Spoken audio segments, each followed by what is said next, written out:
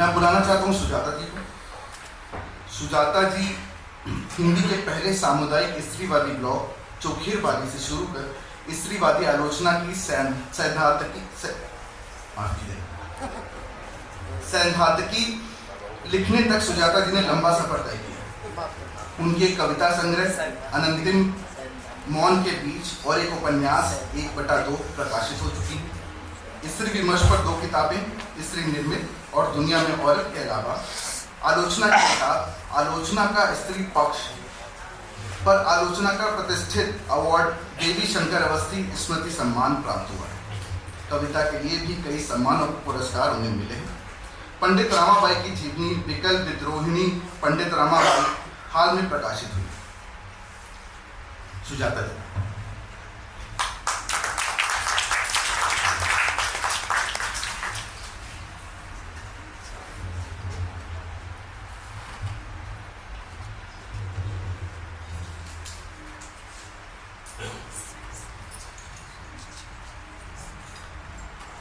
नमस्कार आप सभी को, नमस्कार इस मंच को,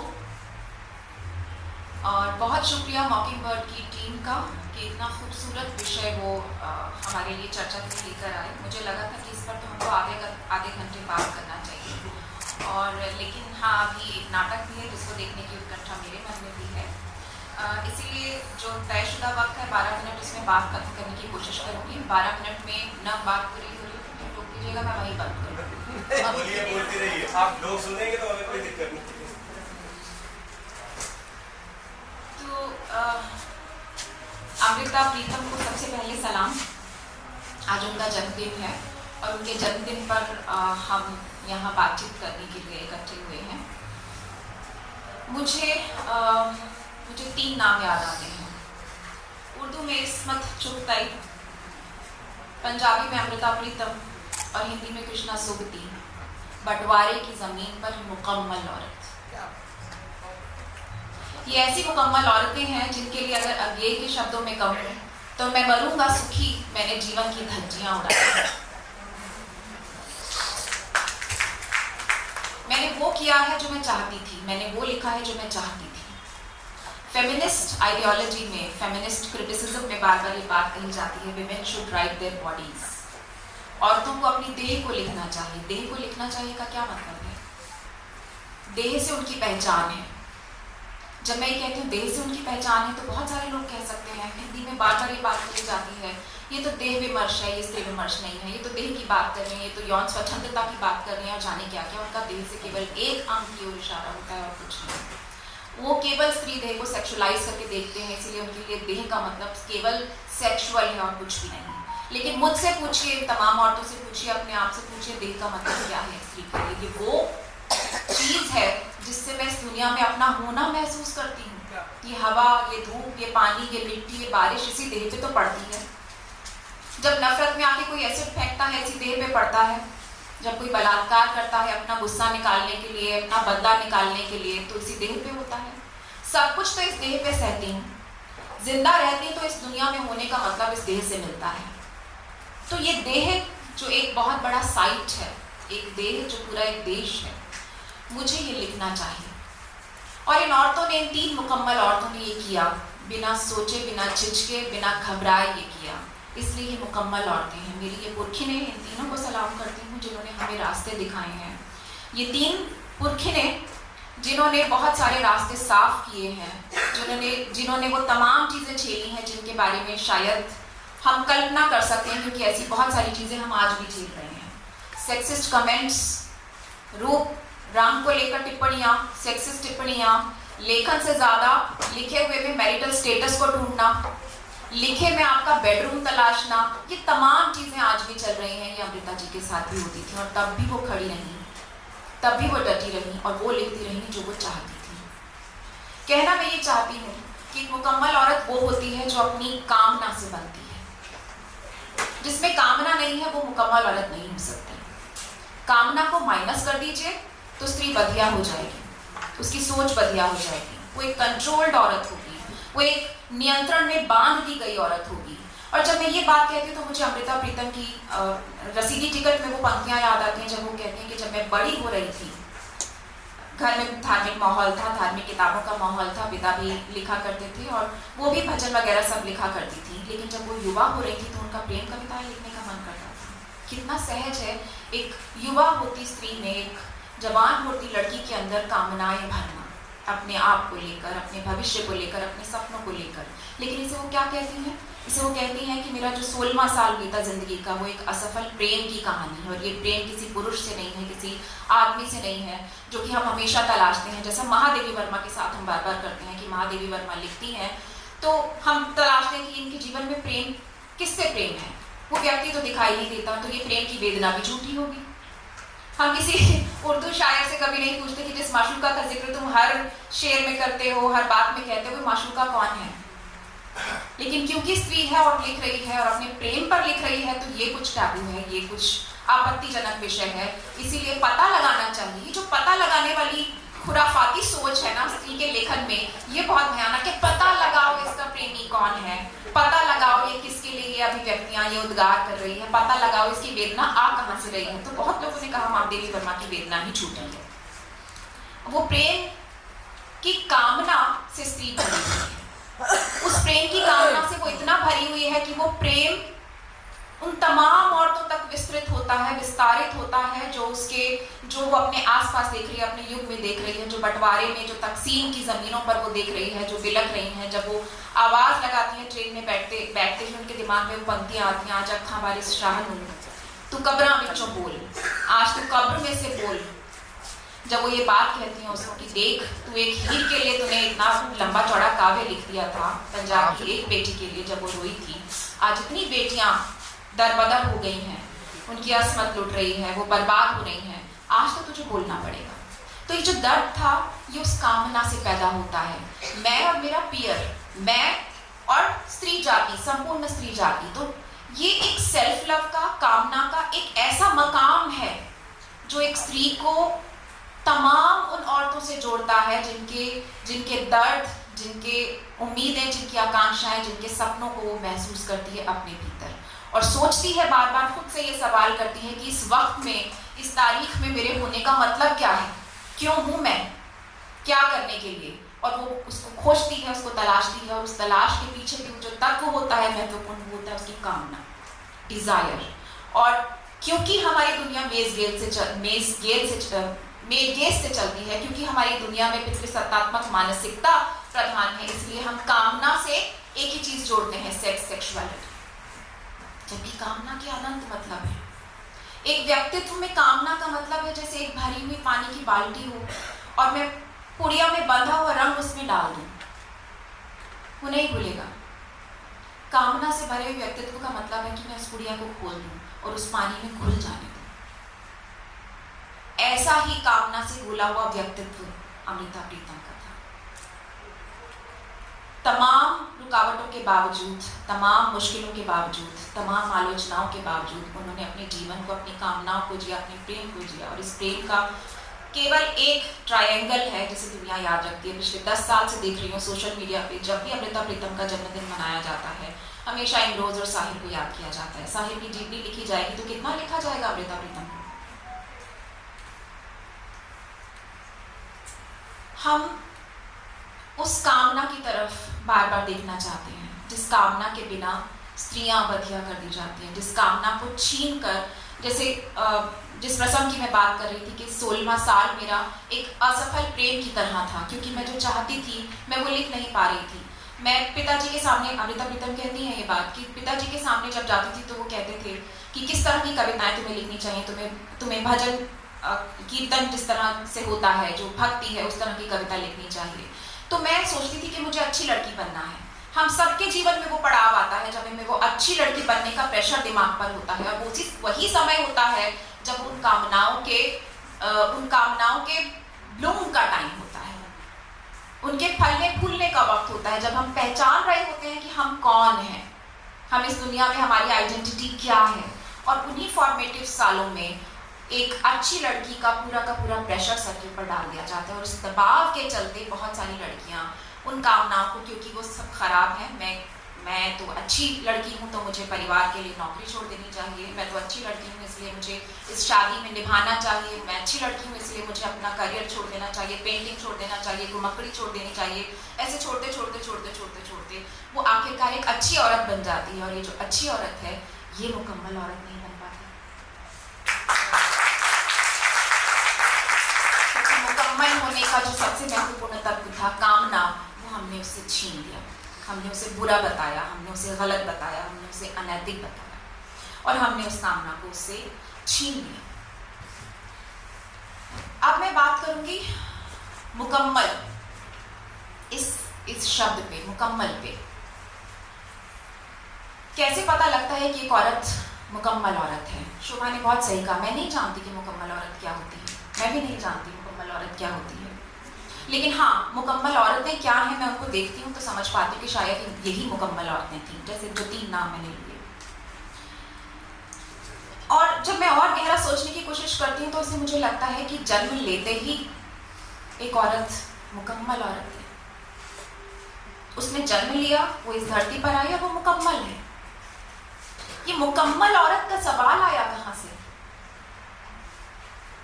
कि वो मुकम्मल है या नहीं? वो शायद यहाँ से आता है कि हम जन्म लेते ही एक लड़की को, एक बच्ची को, जैसे एक जिगसॉ पजल होता है जिसके बहुत सारे टुकड़े होते हैं और उनको जोड़ना होता है, ऐसे उस जिगसॉ पजल को उड़ा उड़ा के फेंक देते हैं। तुम लड़की हो, तुम्हारा काम किचन में है, तुम लड़की हो, तुम्हारी ये ड्यूटी है, तुम लड़की हो, तुम्हारे जेंडर को ऐसे कपड़े पहनना चाहिए, ये सब करना चाहिए, वगैरह वगैरह वगैरह। तुम लड़की हो लेकिन तुम इस कास्ट की हो तो उसके तौर तरीके ये हैं, तुम लड़की हो तो तुम इस धर्म से हो तो तुम्हारे तरीके ये हैं, तुम लड़की हो तो तुम कश्मीर से हो तो तुम मणिपुर से हो तो तुम कहीं से। इतने सारे टुकड़ों में उसको बांट दिया जाता है और बांट के उसको उड़ा दिया जाता है पूरी दुनिया में कि पूरी जिंदगी इनके पीछे भागती रहती है। कहाँ कहाँ से वो अपने टुकड़े समेट लाए तो उनको जोड़े और वो एक मुकम्मल औरत बने। मास्टरपीस है पिंजर, अमृता प्रीतम का ये उपन्यास।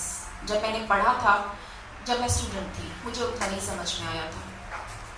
मुझे लगा हाँ ठीक है, औरतों का रोना गाना है, ये वही दृष्टि है जो पुरुषों की दृष्टि है लिटरेचर को देखने की, जो लिख रही है सब औरतों का रोना, अरे वही रोना गाना तो होगा।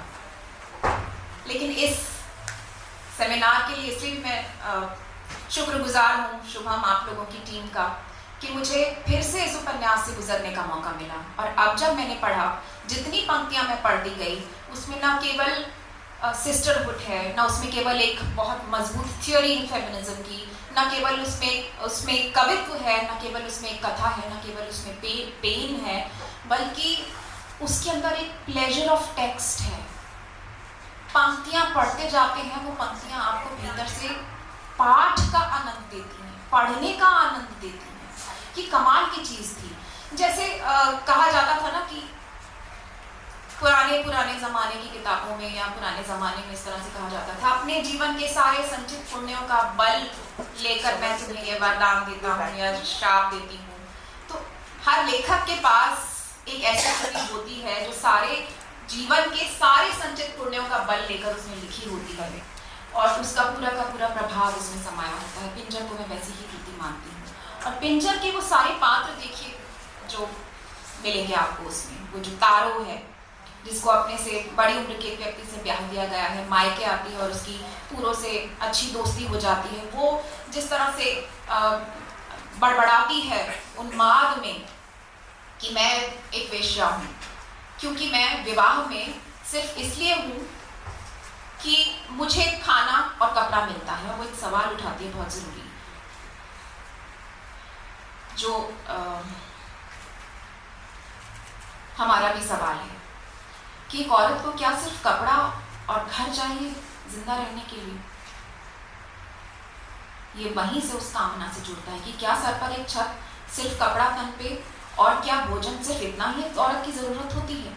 तो ये वो सवाल उठाती है। वो कहती है कि मैं वेश्या हूँ क्योंकि मैं इसीलिए, क्योंकि मुझे खाना मिल रहा है इसीलिए मैं विवाह में हूँ, क्योंकि मुझे रहन सहन मेरा वो पालन पोषण कर रहा है इसलिए मैं विवाह में हूँ, तो मैं कुछ ले रही हूँ और उसके बदले में दे रही हूँ, तो मैं एक वेश्या हूँ।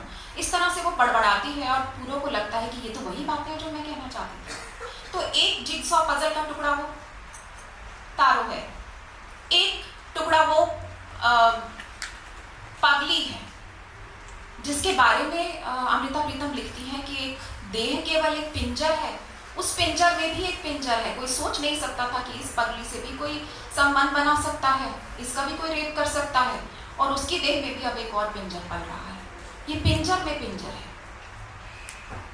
तो वो एक पात्र है जो पगली है, एक और पात्र है जो लाजो है, जो उसकी भाभी है, एक और स्त्री है, एक और लड़की है जिसको वो बचा के लाती है और उस वापस उसके हिंदुओं के कैंप में उसको पहुंचाती है, उसको बचाती है। इसीलिए उपन्यास के अंत में वो लिखती हैं कि हर लड़की जो अपने ठिकाने पहुंची, समझना वो मैं ही हूँ।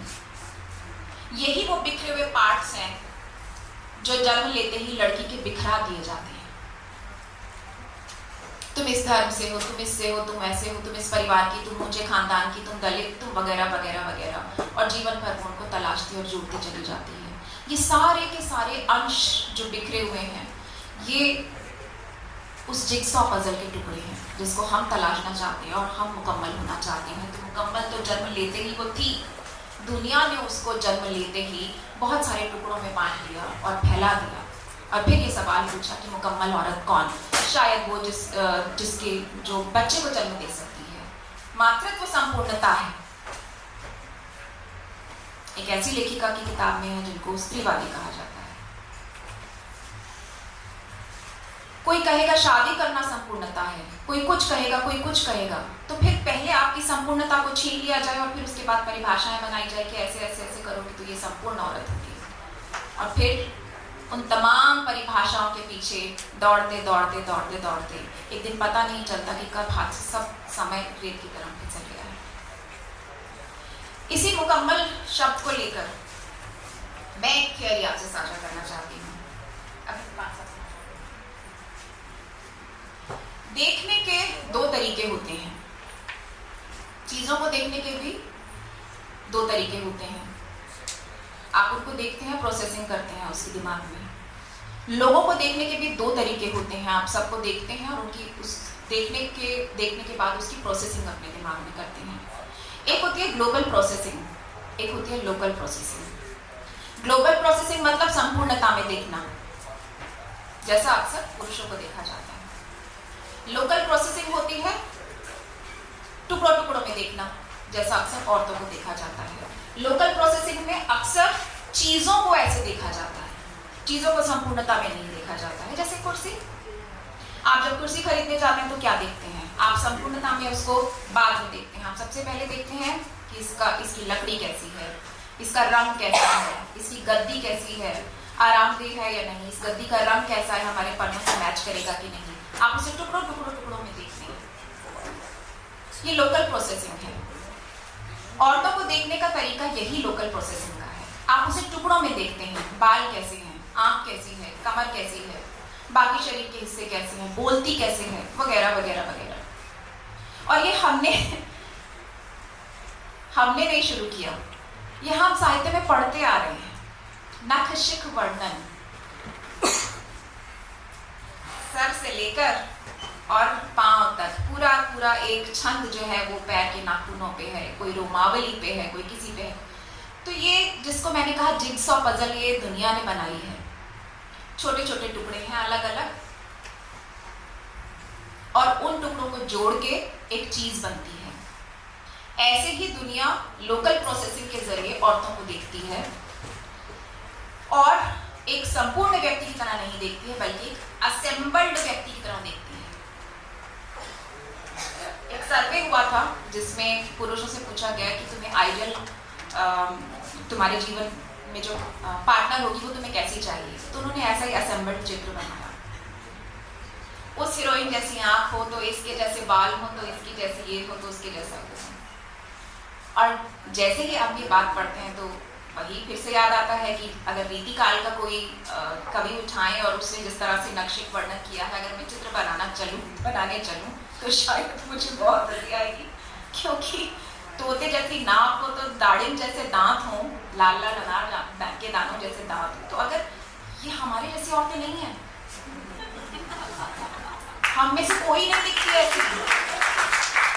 हम हाड़ मांस के मनुष्य जिनके पास दिमाग है, सिर्फ गर्भ नहीं है, हम सब ऐसे नहीं दिखते, हम मनुष्य हैं, थोड़े से डिफरेंट है लेकिन मनुष्य हैं। तो ये जो असेंबल्ड पार्ट की तरह देखना है, लोकल प्रोसेसिंग है। इसके ठीक उलट हम पुरुष को संपूर्ण की तरह देखते हैं। फिल्मों का एक फिल्म थी सिल्क स्मिता, आपको याद होगी, उसमें नसीरुद्दीन शाह जो है वो 55-60 के हो गए हैं लेकिन वो माँ में डिग्री लेकर आ गया टाइप रोल कर सकते हैं, और उन्हीं के बराबर रोल करने वाली महिला की माँ हो जाती है। तो कोई फर्क नहीं पड़ता, पुरुष तो संपूर्ण है, उसकी सफलता उसकी संपूर्णता है। तो उसकी तोंद निकल जाए, उसके बाल झड़ जाए, उसकी उम्र बढ़ जाए, उसके झुर्रियाँ आ जाए, कोई फर्क नहीं पड़ता। हम उसको कंप्लीट आइडेंटिटी की तरह देखते हैं। वो एक फिगर है, वो एक स्टार है, एक संपूर्ण व्यक्ति है। लेकिन वहीं कोई हीरोइन होती है तो हम उसको लोकल प्रोसेसिंग करते हैं और हम देखते हैं कि शादी के बाद थोड़ा ऐसे हो गई, थोड़ा अब उम्र दिखने लगी, झुर्रियाँ पड़ गई। तो ये लोकल प्रोसेसिंग है, ये हमारा देखने का तरीका है। और हर दुनिया जो मेल गेज पे चलती है, मेल गेज मतलब इसमें जो मेल है वो मेल है जो विषमलिंगी पुरुष है, जिसको केवल औरतों में इंटरेस्ट है, ऐसे कह सकते हैं, एक हेट्रोसेक्सुअल मेल। तो उसका जो नजरिया बनता है वो असल में पूरी दुनिया का मुख्य तौर पे वही नजरिया है। और उस नजरिए में औरतों की यही लोकल प्रोसेसिंग होती है, पुरुषों की वैसे ही ग्लोबल प्रोसेसिंग होती है। जब भी लोकल प्रोसेसिंग होगी तो ऑब्जेक्टिफिकेशन यानी वस्तुकरण अपने आप होगा, क्योंकि हम चीजों को ऐसे देखते हैं। असेंबल्ड कंप्यूटर आते थे ना पहले, हम कहते थे ये पार्ट यहाँ सस्ता मिलता है, तो नेहरू मार्केट जाते हैं तो वहाँ वो पार्ट सस्ता मिलता है और सारे पार्ट अपनी पसंद के आप जोड़ लेते हैं। आप ऐसी ही औरत को मुकम्मल कहते हैं, मैं नहीं कहता। ना कृष्णा सोप्ती कहती हैं, ना अमृता प्रीतम कहती हैं, ना इस्मत चुगताई कहती हैं। इनमें से कोई लेखिका के लिए ये औरत मुकम्मल औरत नहीं है, ये आपने बनाई है। हम इस मुकम्मल औरत की बात नहीं कर रहे। तीसरा पॉइंट जो मैं लेना चाहूंगी वो पॉलिटिकल है। अगर दुनिया में इतिहास औरतें लिख रही होती तो मर्दों को पता चलता कि शांति से महत्वपूर्ण चीज कोई नहीं है।